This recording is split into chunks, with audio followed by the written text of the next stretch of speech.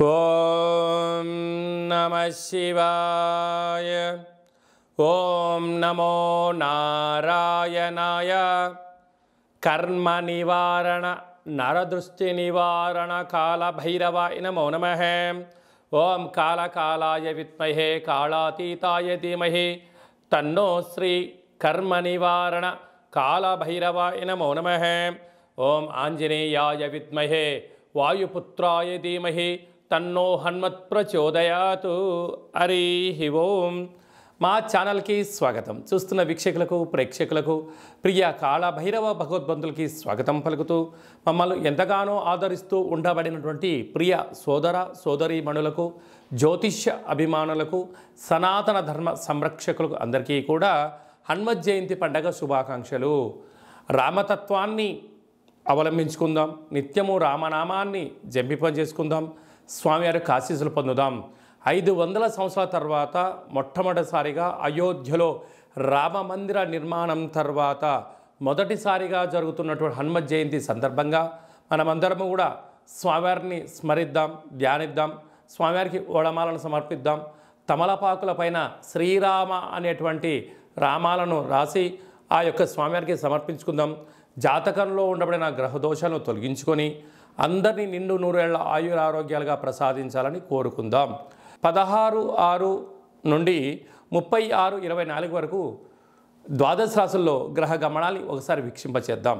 మేషరాశిలో కుజ భగవానుడు స్వక్షత్రకారకుడు, వృషభ రాశిలో గురు భగవానుడు సంచార స్థితి, మిథున రాశిలో రవి బుధ శుక్ర సంచార స్థితి, బుధుడు స్వక్షత్రకారకుడు, కన్యరాశిలో కేతు భగవానుడు, కుంభరాశిలో శని భగవానుడు స్వక్షత్రకారకుడు, మీనరాశిలో రాహు సంచార స్థితితో ద్వాదశ రాశుల్లో గ్రహ గమనాలు ఈ విధంగా ఉన్నాయి. అందరికీ ముఖ్యంగా తెలుసుకోవాల్సిన విషయం ఏమిటంటే కుజ భగవానుడు స్వక్షత్రంలో, బుధ భగవానుడు స్వక్షత్రంలో, శని భగవానుడు స్వక్షత్రంలో ఉండడము, 3 గ్రహాలు స్వక్షత్రంలో ఉన్నప్పుడు గ్రహయోగం అందరికీ యోగదాయకమని చెప్పి గమనించాలి. అందులో మిథున రాశిలో రవితో కలిపిన బుధ భగవానుడు అవ్వడం వలన, బుధాదిత్య రాజయోగం కారణం వలన ప్రభుత్వ ఉద్యోగ ప్రయత్నం చేసేటువంటి వారికి ఇది అందరికీ చాలా మంచి కాలము అని చెప్పి గమనించాలి. కన్యరాశి వారు జ్యేష్ఠమాస పూర్ణిమ బహుళాష్టమి సందర్భంగా, బుధాదిత్య రాజయోగ సందర్భంగా ఎలాంటి విధి విధానాలు పాటించాలో ఈ వీడియోలో సవివరంగా సంపూర్ణంగా తెలుసుకుందాం.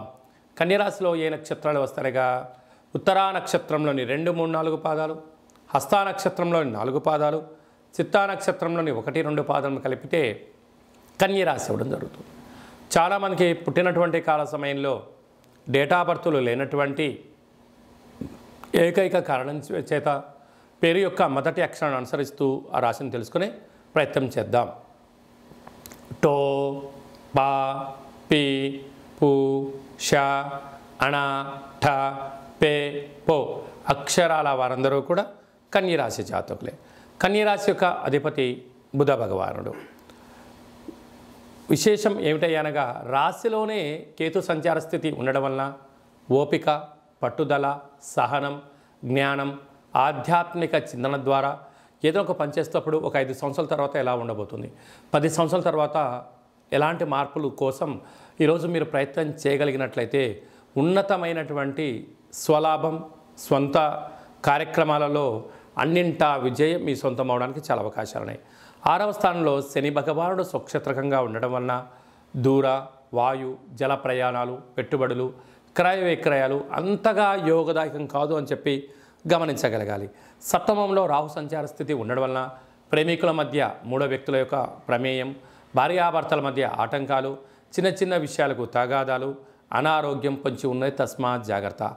అష్టమంలో కుజుడు సంచారం చేయడం వలన కుజదోష ప్రభావం కారణం వలన మీ జన్మ నక్షత్రం రోజున పూర్ణిమ, అష్టమి తిథి యందున దూర, వాయు, జల ప్రయాణాలు పెట్టుకోవద్దు.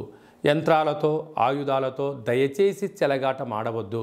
అందుగా చిన్న చిన్న విషయాలు నవ్వులే నూల పాలు చేసే పరిస్థితి ఉంటుందని చెప్పి గమనించగలగాలి. భాగ్యస్థానంలో గురు సంచార స్థితి ఉండడం వలన గురువుల మాట, తల్లిదండ్రుల మాట, గృహంలో సకుటుంబ సపరివార సమేతమైన కొన్ని నిర్ణయాలు సమిష్టిగా తీసుకోవడం వలన విజయం మీ సొంతం అవుతుందని చెప్పి గమనించగలగాలి. అలాగనే రాజ్యస్థానంలో ఏడాది తర్వాత రవి భగవానుడు మిథున రాశిలో స్వక్షత్రకారకుడైనటువంటి బుధుడితో కలిసి ఉండడం, అక్కడే శుక్రుడితో కలిసి ఉండడం వలన వృత్తులలో, ఉద్యోగాల్లో, వ్యాపారాల్లో ప్రమోషన్స్ రావడం, ధనం చేతికి అందడం, విదేశాలకు వెళ్ళాలనే మీ ప్రయత్నం నెరవేరడం, బ్యాంకు లోన్లు, ప్రైవేట్ సెక్టార్లు, క్రయ విక్రయాలు అన్నింటా విజయం మీ సొంతం కాబోతుంది. కనుక ఇలాంటి కాల సమయంలో ఓపిక, పట్టుదల అవసరము. హోటల్ వ్యాపారాలు, చేతి వృత్తులు, మార్కెటింగ్ రంగంలో ఉండేవారు, గృహ భవన నిర్మాణ కార్యక్రమం చేసేటువంటి వారు, వ్యవసాయ సోదరీమణులకు చాలా మంచి కాలం ఉంటుంది. కనుక ఓపిక అవసరం, మౌనం అవసరం, ధ్యానం అవసరం. వీళ్ళందరూ గొడవలకు దూరంగా ఉండే ప్రయత్నం చేయండి. అన్నింటా విజయం మీ సొంతం అవుతుంది.